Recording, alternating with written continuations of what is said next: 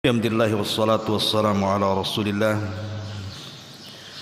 wa ala alihi wa sahbihi wa mawalah wa la hawla wa la quwata illa billahi wa ba'du.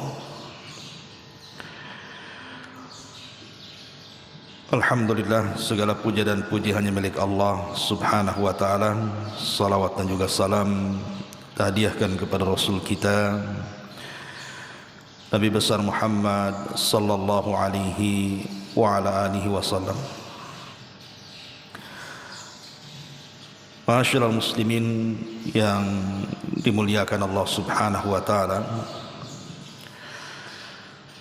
alhamdulillah di pagi hari ini kita bisa kembali berkumpul di Masjid Nidaul Ilmi. Dan sebagaimana faedah pagi ini kita akan menjelaskan beberapa amalan yang bisa menerangi kuburan-kuburan kita dan juga menerangi kelak ketika kita meniti titian Siratal Mustaqim. Amalan apa saja itu? Ma'asyiral muslimin yang dimuliakan Allah subhanahu wa ta'ala, kita tahu bahwa hal yang sangat membosankan atau boleh jadi mungkin menakutkan ketika kita duduk di atas kegelapan. Di dunia saja, apabila kita berada di atas kegelapan, tidak ada sedikit pun cahaya yang menerangi di depan kita. Bahkan kita tidak sanggup melihat tangan kita sendiri. Itu terkadang menakutkan bagi kita. Dan itu fitrah manusia. Kalau kita berjalan di kegelapan saja terasa takut. Bagaimana kalau kegelapan ini menimpa kita di dalam kuburan kita? Atau bahkan kelak pada hari kiamat ketika kita meniti titian Siratal Mustaqim. Tentu ini hal yang sangat menakutkan sekali. Makanya kenapa kemudian kalau kita menceritakan tentang hadis, bagaimana dahsyatnya orang-orang yang berada di alam barzah itu, ketika kita berada di kuburan, kemudian datang orang yang akan menemani kita, bercanda dengan kita, berbicara dengan kita, ngobrol dengan kita, tanpa terasa kemudian kiamat pun menjelang dan akan terjadi. Maka orang ini memberitahu kita. Maka kemudian orang yang ada di kuburan itu bertanya, siapa kamu? Kenapa kamu datang kepadaku dengan wajah yang sangat indah? Kemudian dia pun mengatakan, ana amaluka salih, sayalah amal salihmu. Maka ketika kemudian dia mengatakan seperti itu, maka orang yang ada di kuburan ini mengatakan, Rabbi aqimis sa'ah hatta arji'a ila ahli wa mali. Ya Rabb, kalau begitu tegakkan hari kiamat agar aku bisa kembali kepada harta dan keluargaku. Artinya bahwa orang-orang yang didatangi orang-orang yang didatangi manusia yang sangat indah ini karena mereka punya amal soleh. Bagaimana dengan orang-orang yang tidak punya amal saleh kemudian masuk ke dalam kuburan? Maka kondisinya sangat menakutkan dan sangat dahsyat sekali. Karena kuburan akan gelap baginya, ditutup pintu sorga, dibuka pintu neraka pula, kemudian dimasukkan berbagai macam azab kubur kepadanya. Begitu juga di atas titian Siratal Mustaqim. Disebutkan dalam sebuah hadis dari Abdullah ibn Mas'ud radhiyallahu an,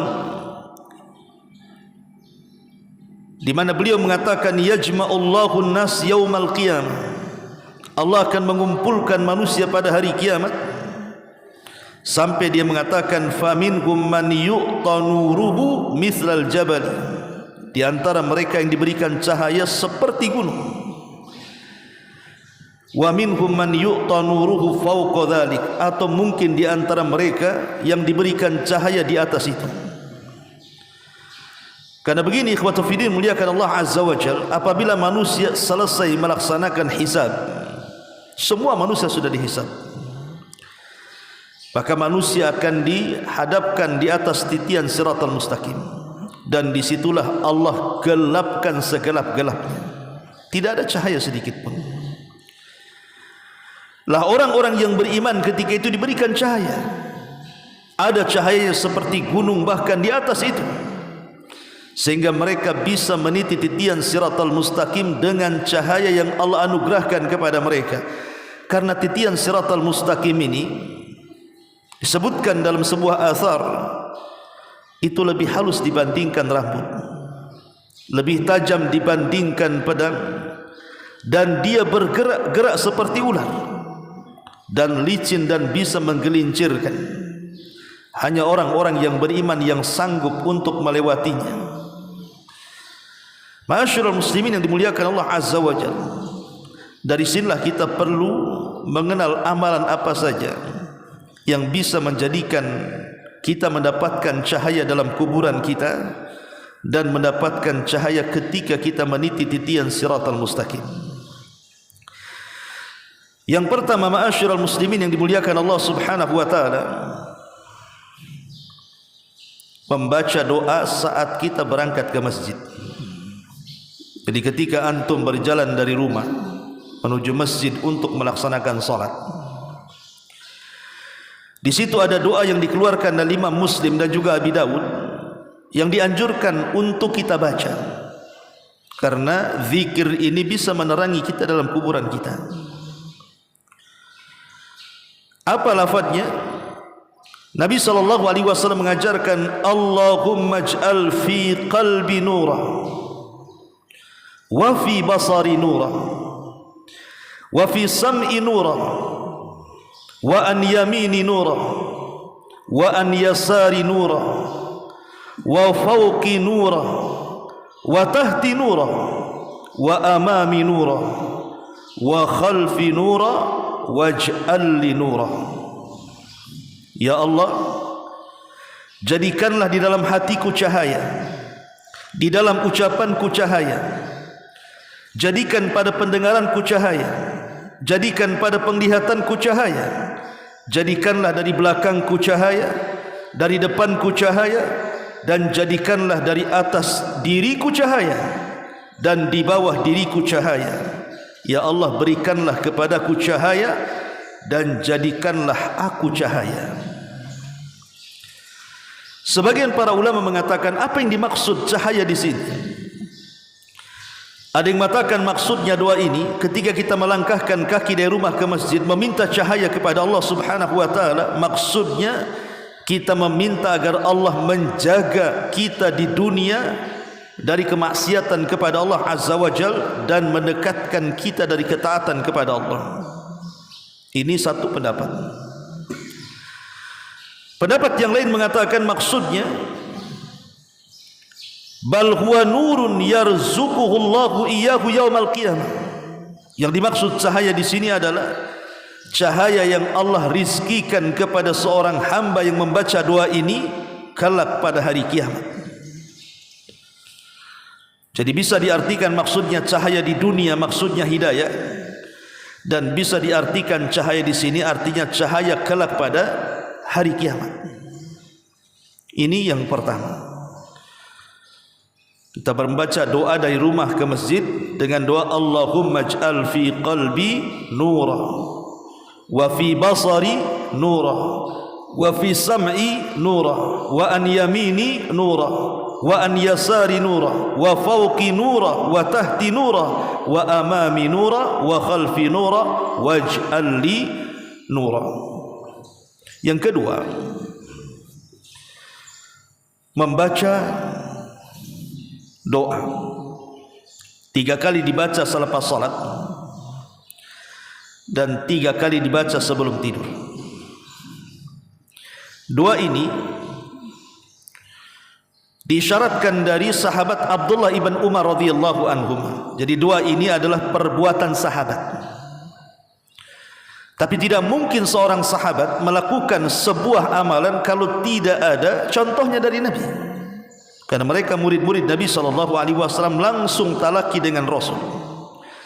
Dan ada sebuah kaidah bahwa laisal khabaru kal muayana. Habar itu berbeda dengan melihat langsung. Kita ini hanya mendapatkan habar saja. Rasul bersabda begini-begini, itu habar namanya. Tapi sahabat itu melihat langsung dengan kedua mata mereka bagaimana Nabi SAW bicara, bagaimana Rasul SAW bergerak, bagaimana Rasul bermuamalah, bagaimana Rasul berakhlak, bagaimana Rasul mengajarkan ajarannya kepada mereka langsung dengan kedua mata mereka dan kedua telinga mereka. Jadi tidak mungkin seorang sahabat mengamalkan sebuah amal yang tidak dicontohkan dari Nabi. Disebutkan dalam riwayat Ibnu Abi Syaibah dalam musannafnya dengan sanad yang sahih dari Abdullah ibn Umar radhiyallahu anhu. Apa kata beliau? Man qala dubura kulli salatin wa idza akhadha majja'ahu, barang siapa yang membaca zikir ini selepas salat minimal 3 kali atau dibaca sebelum tidur 3 kali, apa lafadznya? Allahu akbar kabira adada syaf'i wal watri. Saya ulang, Allahu akbar kabira adada syaf'i wal watri wa kalimatillahi tammati tayyibatil mubarakat la ilaha illallah. Allahu akbar kabira, Allah yang maha besar. Adad asy-syaf'i wal watr, sebanyak makhluk baik yang ganjil ataupun yang genap. Ada yang mengatakan syaf'i di sini artinya al-khaliq Allah. Ada yang mengatakan asy-syaf'i itu artinya makhluk semuanya, dan al-watr ganjil di sini maksudnya Allah, karena Allah kan ganjil satu. Dan semua makhluknya tidak ada yang ganjil. Semua makhluk itu pasti genap, karena makhluk itu berpasang-pasangan. Makanya ada laki-laki, ada perempuan, ada siang, ada malam, ada bumi, ada langit. Manusia, makhluk itu berpasang-pasangan, tidak ada yang ganjil. Yang ganjil itu hanya Allah. Wa kalimatillahi tammati, dan kalimat-kalimat Allah yang sempurna, at-tayyibat yang baik, al-mubarakat yang penuh berkah. La ilaha illallah, tidak ada zat yang berhak disembah kecuali Allah. 3 kali saja. Ini kan singkat kalimatnya. Allahu akbar kabira adada syaf'i wal watri wa kalimatillahi tammati tayyibatil mubarakat la ilaha illallah. Berapa kali? 3 kali. Apa kata Abdullah ibn Umar radhiyallahu anhu? Kunna lahu fi qabrihi nura. Kalau kita baca ini, maka Allah akan berikan cahaya dalam kuburnya. Wa 'alal jisri nura, dan Allah akan berikan cahaya di atas titian siratal mustaqim. Wa 'alas sirati nura, dan di atas sirat cahaya, hatta yudkhilannahul jannah au yadkhulal jannah, sampai Allah masukkan dia ke dalam surga. Ringan kalimatnya, tapi lihat faedahnya. Ma'asyiral muslimin yang dimuliakan Allah Subhanahu wa taala, ini yang kedua. Yang ketiga, melangkahkan kaki ke masjid saat melaksanakan salat subuh dan isya. Saat melaksanakan salat subuh dan salat isya. Nabi SAW mengatakan dalam sebuah hadis, kata Nabi SAW, basyaril masyaina fi dhulami ilal masajid bin nuri tami yaumal qiyamah. Beri kabar gembira kepada orang-orang yang melangkahkan kaki-kaki mereka di saat gelapnya dunia menuju masjid-masjid Allah. Mereka akan mendapatkan cahaya yang sempurna pada hari kiamat. Para ahli hadis mengatakan bahwa maksudnya pada kegelapan dunia ketika kaki mereka dilangkahkan ke masjid, maksudnya adalah melaksanakan solat isya dan melaksanakan solat subuh. Karena dua solat ini dilangkahkan ketika langit gelap. Ketika langit gelap, inilah solat isya dan subuh. Dan inilah dua solat yang paling berat dilakukan orang munafik. Orang munafik berat melakukan solat isya berjamaah dan solat subuh berjamaah, tapi orang-orang yang beriman tahu keutamaannya. Makanya mereka tidak akan berat melangkahkan kaki, karena tahu bahwa dengan melangkahkan kaki mereka untuk melaksanakan solat subuh berjamaah dan solat isya berjamaah, mereka akan mendapatkan cahaya dari Allah baik dalam kuburan mereka atau ketika mereka meniti titian siratal mustaqim. Ini amalan yang ketiga. Kemudian amalan yang keempat adalah dengan membiarkan uban-uban di kepala kita. Karena ada orang yang tidak nyaman dengan uban. Kadang-kadang baru satu uban muncul itu sudah risih dia. Kok aku udah tua katanya. Akhirnya dicabut. Bahkan sebagian orang yang sudah penuh dengan uban tidak mau tua, akhirnya disemir dengan warna hitam.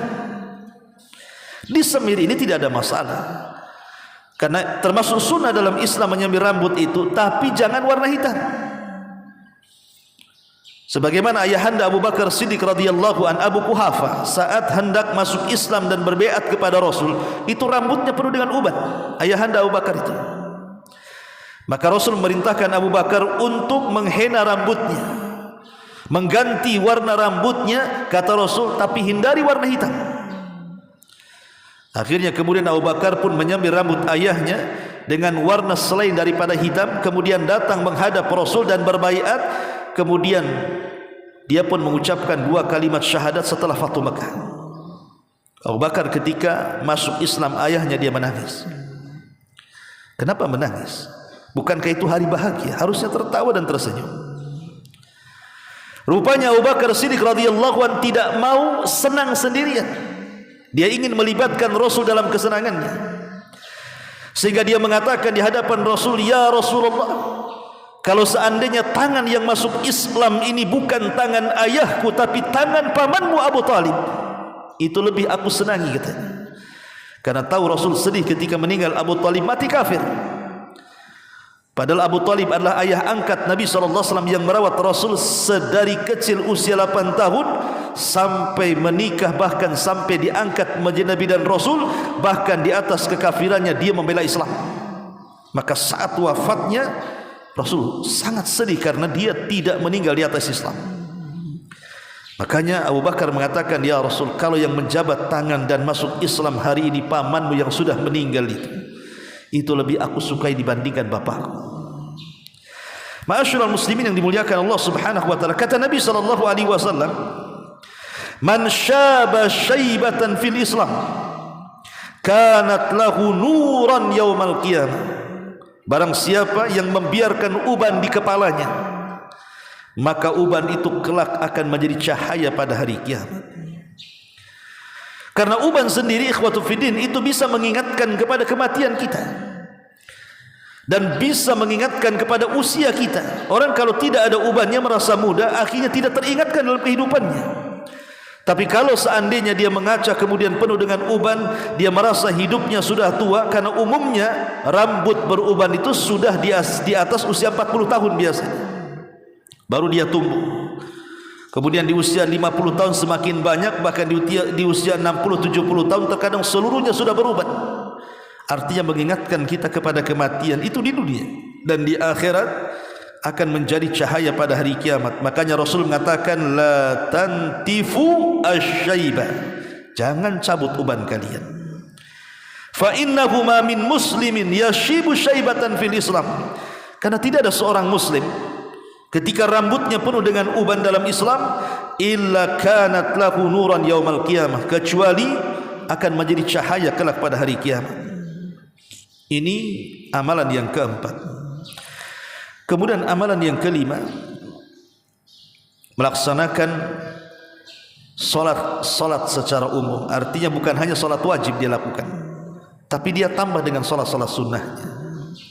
Ada rawatibnya, ada tahiyatul masjidnya, ada salat sunnah wudunya, ada duhanya, ada witirnya, ada qiyamul lailnya, ada salat taubatnya, macam-macam salat itu. Kata Nabi SAW, as-salatu nurun was-sadaqatu burhanun was-sabru diyaun. Salat itu cahaya, sedekah itu bukti, dan sedekah dan sabar itu adalah pelita. Dan yang terakhir adalah berdoa kepada Allah Azza wa Jalla agar kita diberikan cahaya dalam kuburan kita dan kelak pada hari kiamat. Makanya dalam sebuah hadis yang dikeluarkan Imam Muslim, ketika Nabi SAW mengunjungi Abi Salamah, Abi Salamah meninggal dunia. Dan Abu Salamah ini termasuk as-sabiqun al-awwalun, sahabat yang awal-awal masuk Islam. Dia hijrah 3 kali. Hijrah ke Habasyah 2 kali, dan hijrah ke Madinah 1 kali. Dan saat hijrah ke Madinah dipisahkan keluarganya oleh kabilahnya.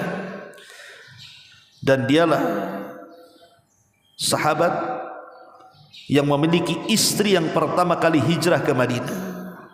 Jadi wanita yang pertama kali hijrah dari Mekah ke Madinah adalah istrinya Abu Salamah, namanya Ummu Salamah, sendirian bersama anak gadisnya. Bayangkan Mekah dan Madinah itu jauh. Kemarin saya umrah dari Madinah ke Mekah itu naik bus itu 6 jam sampai 7 jam. Itu naik bus tuh, dengan padang pasirnya dan macam-macamnya. Bagaimana dengan berjalan kaki coba? Seorang wanita lagi. Setelah Allah Subhanahu wa taala pertemukan Ummu Salamah dengan Abu Salamah di Madinah, Allah Subhanahu wa taala takdirkan Abu Salamah meninggal dunia. Sedihlah Ummu Salamah. Karena bagi Ummu Salamah tidak ada laki-laki yang lebih hebat dibandingkan Abu Salamah. Bahkan saat meninggalnya Abu Salamah, Abu Bakar, Umar, Uthman, semua para sahabat ingin melamar Ummu Salamah. Tapi Ummu Salamah mengatakan tidak, karena tidak ada laki-laki yang lebih aku cintai daripada Abu Salamah. Lah saat Abu Salamah meninggal dunia, maka Nabi SAW mendoakan Abu Salamah dan mengatakan wafsah lahu fi qabrihi wa nawwir lahu fihi. Ya Allah, luaskan kuburan Abu Salamah dan berikan cahaya dalam kuburnya. Doa Nabi SAW kepada Abu Salamah, ya Allah, luaskan kuburnya dan berikan cahaya di dalamnya. Maka berdoalah kepada Allah Subhanahu wa taala agar Allah Subhanahu wa taala bukan hanya memberikan cahaya bagi kita di dunia dengan hidayah, tapi lebih daripada itu berdoa kepada Allah agar Allah luaskan, lapangkan kuburan kita dan Allah berikan cahaya di dalamnya, dan kelak pada hari kiamat agar Allah berikan cahaya kepada kita saat kita berada di atas titian siratal mustaqim. Karena ada sebuah hadis kata Nabi SAW, ketika Aisyah ummul mukminin radhiyallahu anha bertanya kepada Nabi SAW soal kapan, di mana letak manusia saat bumi dihancur-hancurkan, saat yauma tubaddalul ardh ghairal ardh, saat bumi diganti dengan bumi yang baru. Maksudnya bukan bumi yang kita pijak ini dihilangkan kemudian Allah ciptakan bumi yang baru dan menjadi padang mahsyar, bukan itu maksudnya. Maksudnya ayat yang mengatakan yauma tubaddalul ardh ghairal ardh, pada hari ketika bumi yang kita pijak diganti dengan bumi yang baru, maksudnya diganti bentuknya. Sekarang kan bumi ini bentuknya bulat, ada yang mengatakan seperti telur. Tapi kelak pada hari kiamat bumi ini akan dihancur-hancurkan oleh Allah Azza wa Jalla. Lautnya akan ditumpahkan, gunungnya akan dihancurkan, tidak ada yang meninggi, tidak ada yang merendah, tidak ada bukit, tidak ada lembah, semua rata. Itu yang disebut dengan hamparan bumi. Jadi bumi akan dihamparkan, tidak dalam bentuk bulat lagi. Kenapa? Supaya menampung semua manusia yang meninggal sejak Adam sampai yang terakhir mati. Sebab kalau bumi ini bulat maka akan sempit, Tapi kalau dihamparkan itu akan semakin luas lagi. Lah Ummul Mukminin radhiyallahu anha bertanya kepada Nabi sallallahu alaihi wasallam, "Aina yakunun nas yauma tubaddalul ard ghairal ard?" Di mana manusia ketika bumi dihancur-hancurkan? Ketika kiamat dikiamatkan itu di mana manusia? Ya Rasulullah. Maka Nabi sallallahu alaihi wasallam mengatakan, "Hum fi dhulmati dunal jisri." Mereka berada di atas kegelapan, di atas titian siratal mustaqim. Artinya pada hari itu manusia akan mengalami kegelapan yang luar biasa, dan disitulah kita berhajat kepada cahaya. Lah amalan-amalan tadi itulah yang disebutkan para ulama sebagai amalan-amalan yang bisa menerangi kita kelak dalam kuburan kita. Wallahu a'lam bishawab. Mudah-mudahan manfaatnya. Subhanakallahumma bihamdika asyhadu an la ilaha illa anta astaghfiruka wa atubu ilaik. Allahu taala alam. Assalamualaikum warahmatullahi wabarakatuh.